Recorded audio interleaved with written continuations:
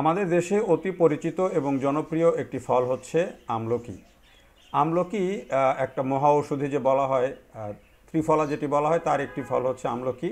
অর্থাৎ আমলকি, হরিতকি এবং বহেরা, এই তিনটার মধ্যে প্রধান হচ্ছে আমলকি। এবং আমলকি মানুষের বহুবিধ রোগের উপকার করে থাকে।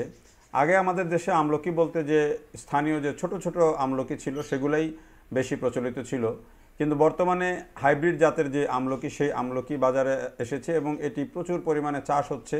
যেহেতু টবেও অনেক ফল হয়, এ কারণে আমরা দেখছি যে ছাদ বাগানেও কিন্তু মানুষ এই আমলকি রোপণ করছে এবং ভালো ফলনও পাচ্ছে। যদিও এই যে আমরা এখন এই বৃক্ষ মেলার যে গাছগুলোতে যত ফল দেখছি, আমি এমনিতেই খুঁজে দেখি না এত ফল হয়, কিন্তু এটি এখন চাহিদা আছে এবং বৃক্ষমেলাতে গাছেরও দামও কিন্তু বেশ মোটামুটি ভালো।